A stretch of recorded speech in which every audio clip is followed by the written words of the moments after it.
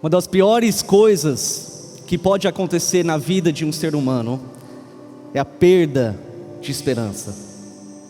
É de simplesmente parar de acreditar que as coisas não vão melhorar. Não tem nada melhor para mim daqui para frente. Porque quando a pessoa começa a ter essa atitude, ela começa a pensar: qual é o sentido então de continuar me esforçando? Que sentido faz para eu continuar a batalhar, continuar a tentar, a perseverar nessa vida? O que adianta se as coisas vão apenas ficar desse jeito? Ou se de repente vão apenas piorar para mim? É trágico quando um ser humano cai nessa mentalidade. Mais de 700 anos depois daquela profecia de Isaías, o povo de Deus continuava oprimido, o povo de Deus continuava sendo dominado pelo inimigo. Só que essa vez eram os romanos. Os romanos continuaram a oprimir e dominar sobre o povo de Israel.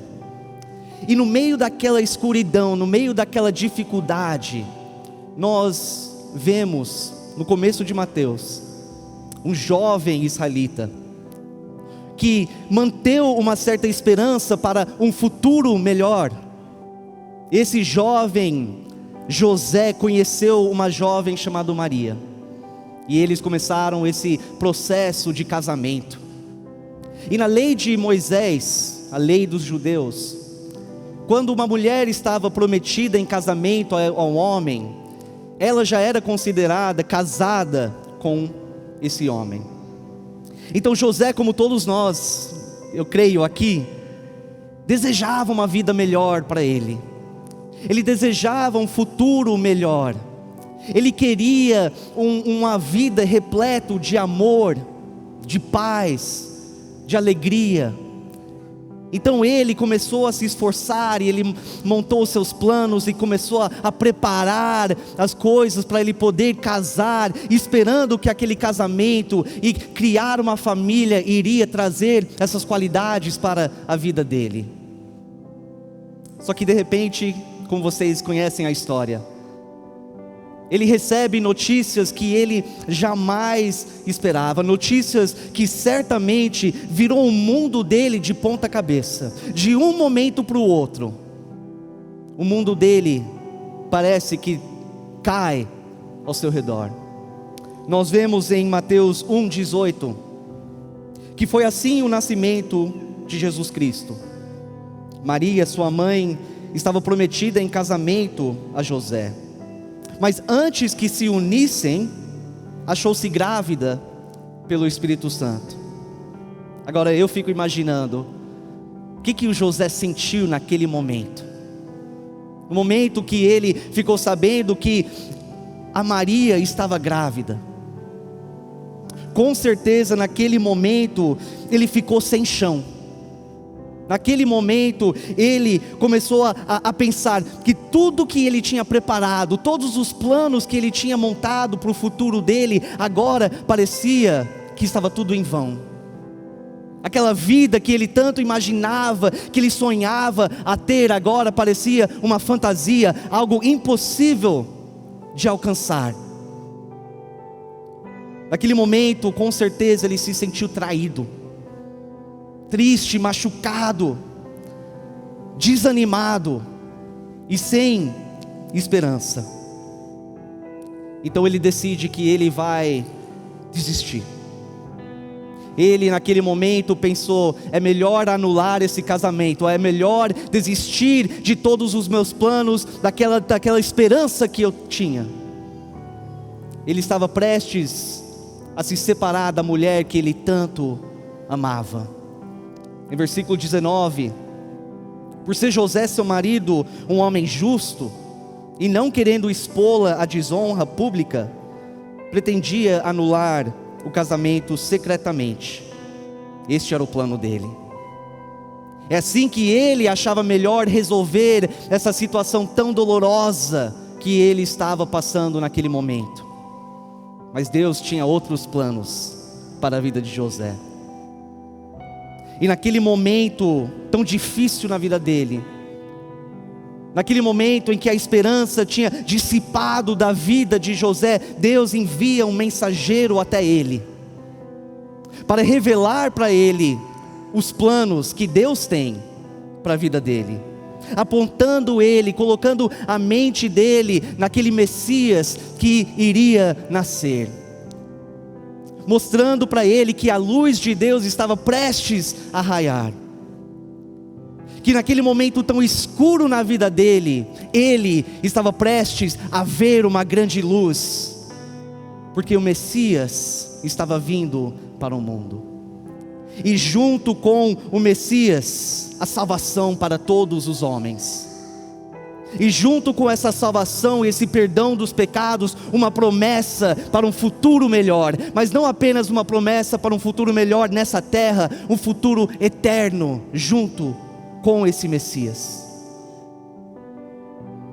Nós vemos isso em versículo 20, mas depois de ter pensado nisso, apareceu-lhe um anjo do Senhor em sonho e disse: José, filho de Davi, não tema receber Maria como a sua esposa, pois o que nela foi gerado procede do Espírito Santo.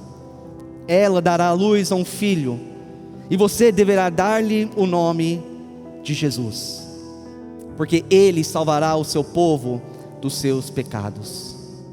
Tudo isso aconteceu para que se cumprisse o que o Senhor dissera pelo profeta: a virgem ficará grávida e dará à luz um filho, e o chamarão Emanuel, que significa Deus conosco.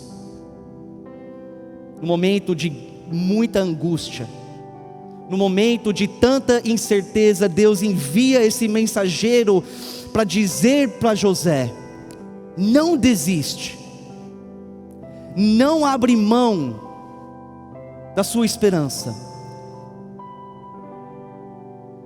não volta para trás, porque eu tenho um plano para a sua vida, eu tenho um plano para o meu povo.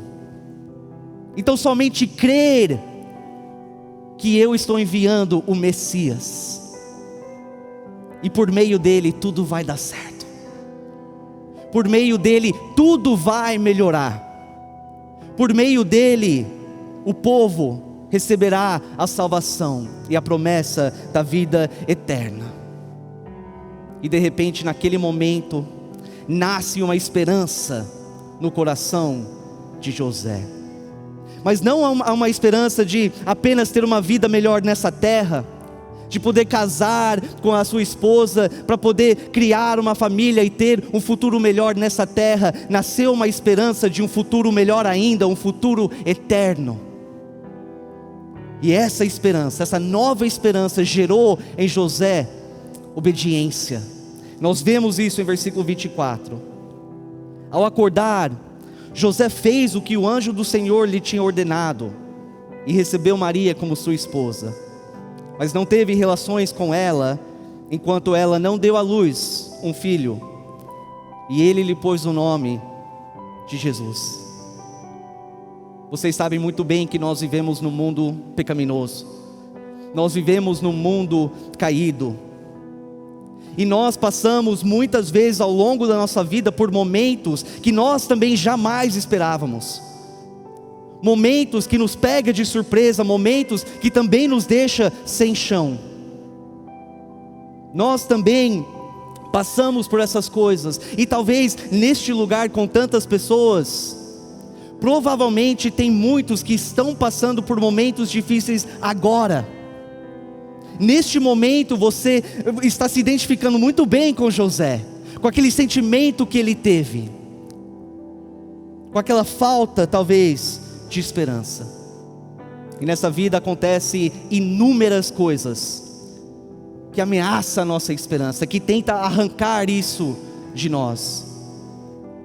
Mas eu quero hoje à noite te falar que como Deus enviou um mensageiro até José naquele momento tão difícil, hoje à noite Deus está enviando mensageiros até você, para proclamar para você que ainda existe esperança, que o Messias nasceu, e que junto com esse Messias há salvação, que Deus tem um plano para a sua vida. Sim, a vida de cada um aqui, Deus tem um plano para a sua vida, e por meio de fé e obediência nesse Messias, esse plano será certamente realizado na sua vida, e as coisas vão melhorar, e a promessa da vida eterna é dado para você. Então, independente do que você está passando neste momento, independente daquilo que você vai passar mais para frente, não desista, não desista, não para, não desanima, porque Emmanuel já veio até nós. Deus está conosco, e no final tudo vai melhorar, no final tudo vai dar certo. Será que você precisa ouvir isso neste momento? Tudo vai dar certo. Não desespera, não desanima. Você acredita nisso? Quando a nossa fé se une com as promessas de Deus, nasce essa esperança no nosso coração. Mas não é uma esperança como o mundo conhece, não é uma esperança baseada na incerteza, é uma esperança baseada naquilo que é certo, naquilo que é sólido. Isso é Jesus Cristo. Essa é a esperança bíblica, uma esperança cristã. E essa esperança cristã nos leva a ter uma atitude que fala: sim, está difícil nesse momento, sim, a minha vida está complicado, sim, eu estou passando por essa grande dificuldade, eu estou angustiado, eu estou sofrendo, sim, esse momento me pegou de surpresa, sim, eu até fiquei sem chão, sim, essa tempestade está demorando muito tempo para passar, mas eu não vou parar, e eu não vou desistir, eu não vou voltar para trás, eu não vou olhar para trás, eu não vou retroceder, eu não vou desistir, não vou desanimar, porque eu creio, estou bem certo de que aquilo que me espera mais para frente, depois de tudo isso, é infinitamente melhor daquilo que eu consigo imaginar.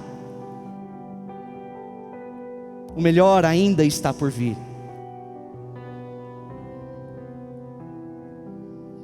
Então eu vou continuar batalhando, então eu vou continuar obedecendo, então eu vou continuar sendo fiel ao meu Senhor, então eu vou continuar seguindo em frente, lutando e acreditando que eu sou mais que vencedor por meio daquele que nasceu 2000 anos atrás, que viveu uma vida perfeita nessa terra, que foi até aquela cruz e se entregou por mim como sacrifício dos meus pecados e foi sepultado, mas que 3 dias depois Ele ressuscitou e hoje está vivo, e hoje Ele caminha comigo todos os dias da minha vida, por meio das tempestades, durante os momentos difíceis, Ele está lá do meu lado, me dando graça, me dando força, para que eu possa continuar e perseverar até o fim, e finalmente receber tudo isso, em que eu tenho depositado a minha esperança.